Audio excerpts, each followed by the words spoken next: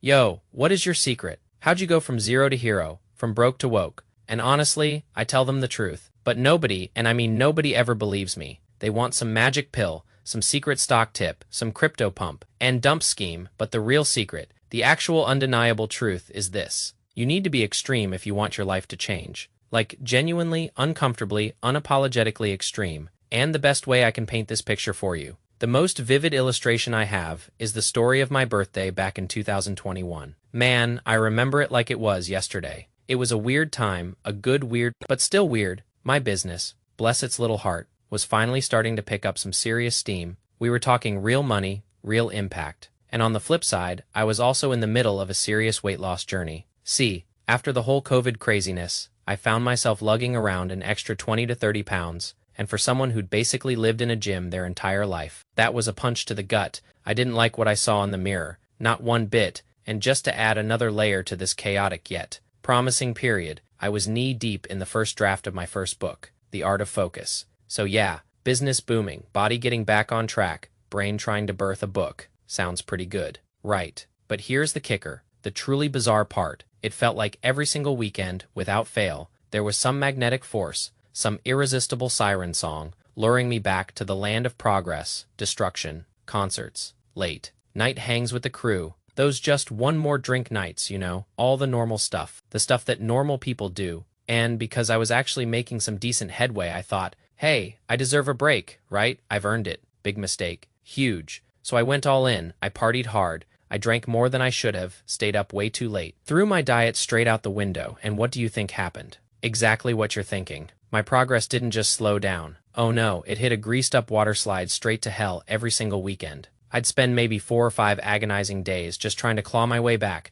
trying to regain my energy, trying to reboot my fried brain, and by the time I was almost back to baseline, boom, another event, another social obligation, another chance to derail myself. This cycle, this self-sabotaging loop, was killing me. I couldn't string 2 coherent sentences together for my book. My fitness habits went completely belly up, and my business, the one that was finally thriving, started to sputter. It was painful. No doubt about it, but it wasn't the kind of excruciating pain that makes you slam on the brakes. Not yet. I didn't have a compelling enough reason to change. Not truly for months before this. My friends and I had been planning this epic birthday trip to Seattle, and even though I was already beyond tired of my lack of progress, I reasoned, it is my birthday, man. One last hurrah, one final blowout. Then I'll get serious. Famous last words, right? So after another weekend of the same old song and dance, the same negligible progress, I was done. Absolutely, completely, unequivocally done. I was so goddamn mad at myself. A burning rage that started deep in my gut and spread like wildfire. Because when you have goals, truly important goals,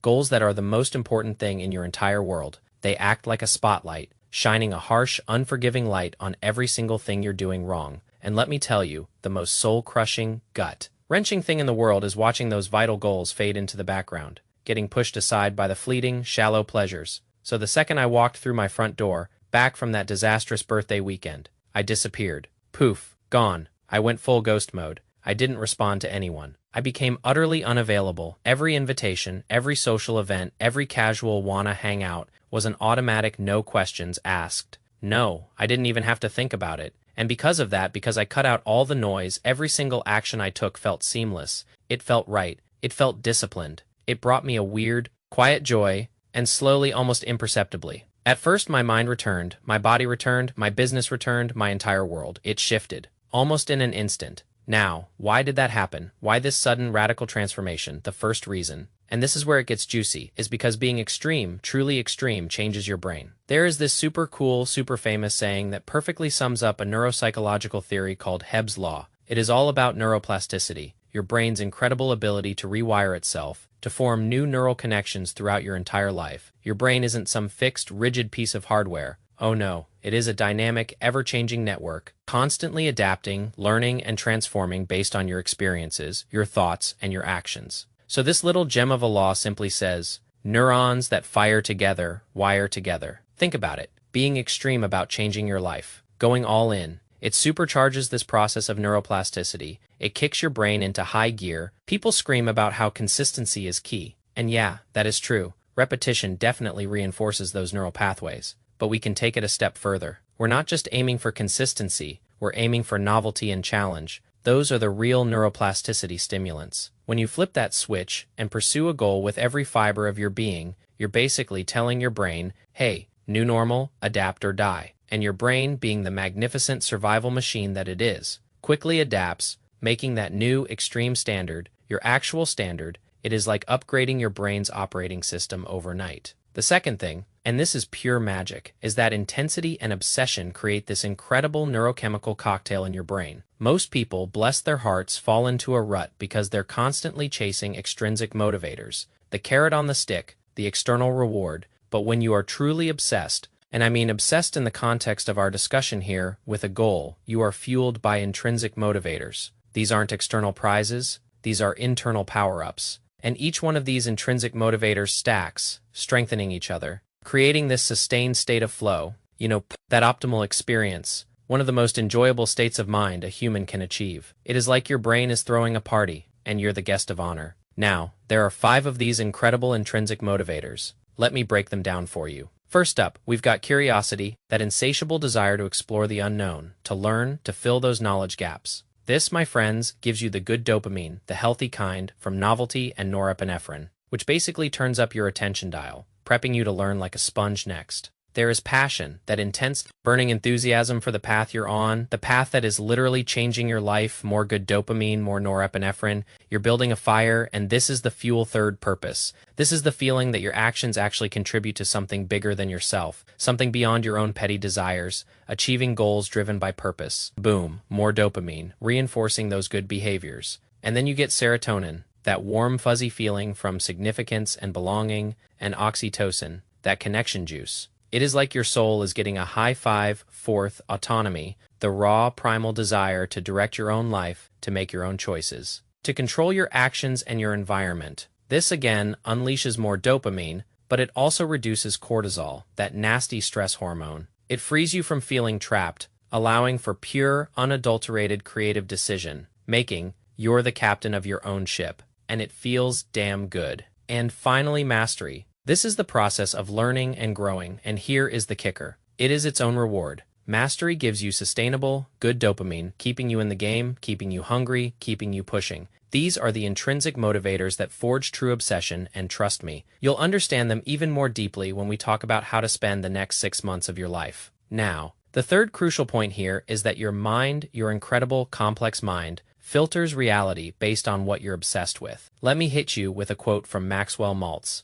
The man who conceives himself to be a failure-type person will find some way to fail in spite of all his good intentions or his willpower. Even if opportunity is literally dumped in his lap, the person who conceives himself to be a victim of injustice, one who was meant to suffer, will invariably find circumstances to verify his opinions. Our minds are hardwired for survival, but here is the interesting human twist. We don't just try to protect and reproduce the information in our genes. Like animals, we do that, sure, but we also fiercely protect and reproduce the information in our consciousness, our worldview, our very concept of self. So what that means is, we feel threatened when our physical body is threatened, obviously like any animal, but we also feel a deep existential threat when our identity is challenged. On the negative side, this means we're constantly, often leading us to lash out, sometimes aggressively, at anyone who dares question our religious or political beliefs. Our identity feels threatened, and our brain's ancient survival response kicks in, signaling danger. But here is the golden nugget. On the positive side, when you are deeply identified with a goal you are absolutely obsessed with, your mind will automatically start noticing opportunities in your environment, opportunities that reinforce that higher, better version of yourself that you are actively becoming. Think about it. Have you ever set out to achieve a New Year's resolution, say, getting fit, and then suddenly, you're reading a book, and you're learning things you never even knew existed? You start noticing different diets to try, new exercises to incorporate before. When losing weight or hitting the gym wasn't a priority, those things didn't even register. They were invisible to you. It is the same phenomenon as when you hear a new word for the first time, and then suddenly you hear it everywhere. Or when you see a specific car model, and then you see it on every street corner. The point is this: if you're not obsessed with a goal, you are missing out on so much in life, so many opportunities. You're probably sitting there wondering, oh, how do I do this? How do I do that? It is all just luck. No, my friend, it is not luck. You're just not obsessed with a goal, the right goal, the one that allows you to notice those things.